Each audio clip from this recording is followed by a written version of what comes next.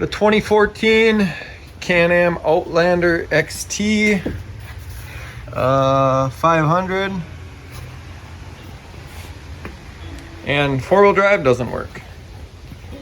So I just jacked up the front end, got it blocked up, and rotating one of the front wheels, you'll see that the splines are stripped out from this prop shaft going into this coupler.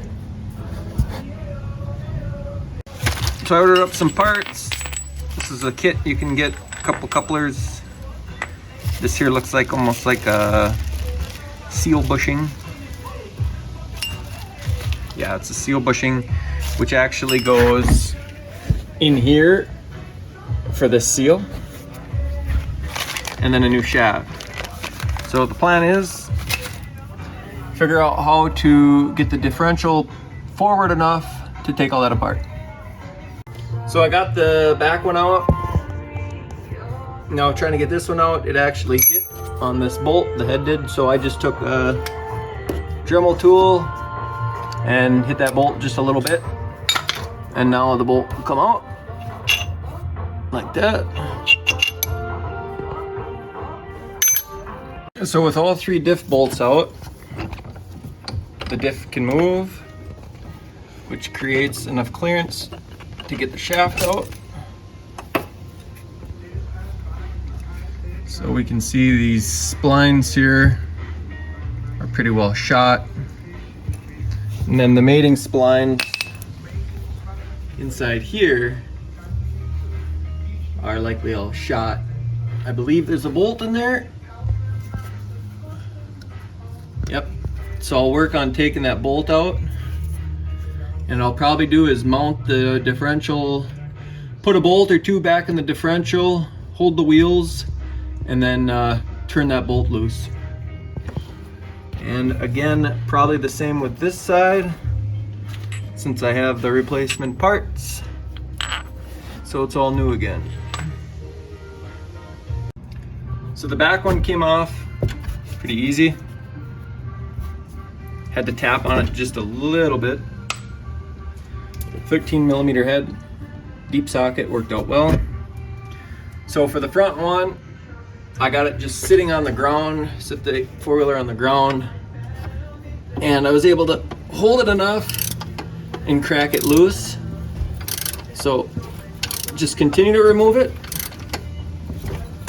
and then probably have to tap it, pull it off. We'll see what we got. Okay, pull it off here. Just like that.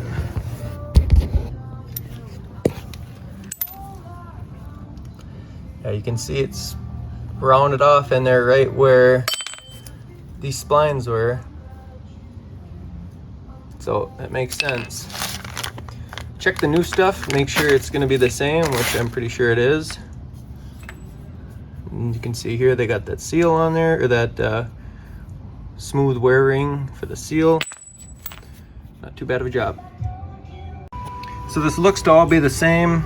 I pounded that ring on just to start it here on the cement. You know, put the ring on, put this over, take your hammer, pound it down. I actually went and put it on another hunk of steel so I don't wreck my floor here.